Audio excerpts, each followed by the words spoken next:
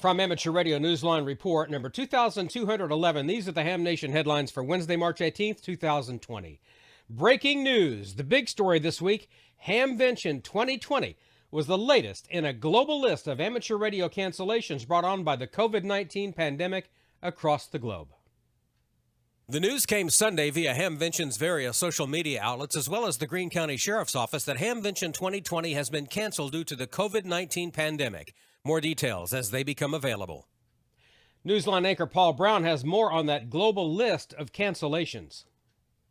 In the United States, one of the DXing world's foremost events, the 71st Annual International DX Convention, sponsored by the Southern California DX Club, which was to be held in Visalia, California, has been canceled. Scotland's DX Association has also postponed its GMDX convention that was to be held on the 4th of April in Stirling. In Kassel, Germany, the April 18th amateur radio event Funk.tag was canceled. And back here in the United States, HamSci, or the Ham Radio Science Citizen Investigation, has canceled its in-person workshop in Pennsylvania this month, but is seeking an alternative means of holding the program. With news of cancellation and postponements elsewhere, we hear from Robert Broomhead, VK3DN. Coronavirus concerns have led to the cancellation of a number of amateur radio events in Japan, Iceland and elsewhere. The Japan Amateur Radio League posted on its website that in compliance with government policies on public safety, the West Nippon Fair and the Tochigi Branch Ham Gathering did not take place on Sunday, March the 8th.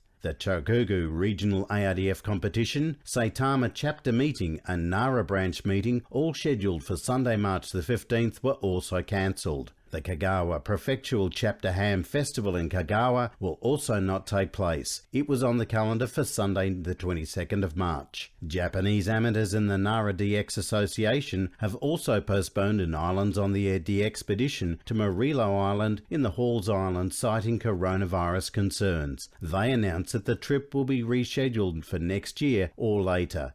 Meanwhile, in Iceland, the National Association of Icelandic Radio Amateurs also cancelled its winter flea market, which has traditionally drawn large crowds. It's been rescheduled for May the 3rd. And if you happen to be making contact with any VK stations during your DXing, kindly send us your QSL cards as 1-ply or 2-ply variety. For Amateur Radio Newsline, I'm Robert Broomhead, VK3DN.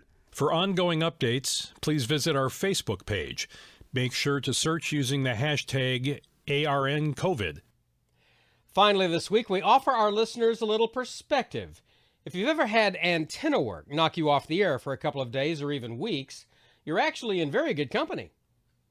What do you do when your antenna needs a critical upgrade? Well, you go off the air, of course, until things are back in fine order. That's true whether you're an extra-class licensee in the United States struggling with a 40-meter dipole, or if you're NASA's Voyager 2 traveling and more than 11 billion miles from Earth. The space probe's main means of communication is a 70-meter ground station dish antenna based in Canberra, Australia, that sends it commands. According to a report in phys.org, parts of that 48-year-old antenna, including transmitters, need upgrades that will likely not be completed until January of 2021. The upgrades are intended to reduce the risk of unplanned outages of this aging equipment. No worries, though. The article said it will still be possible to receive some scientific data from Voyager 2 while all this is going on. 3 34-meter antennas in Canberra will be configured so they can receive the probe signal. That's important. Voyager 2 was launched in 1977 and is on a mission to tell us more about deep space beyond the outermost edge of the solar system. Still,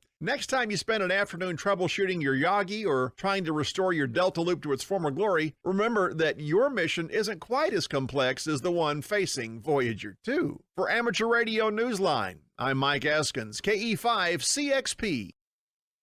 And a reminder that the nominating period for the 2020 Bill Pasternak WA6ITF Newsline Young Ham of the Year Award is now open. You'll find the form on our website, arnewsline.org, under the Awards tab. The award will be presented Saturday, August 22nd at the Huntsville Hamfest in Alabama. And that's all from the Amateur Radio Newsline, your independent source for amateur radio news for 4 decades and counting at arnewsline.org.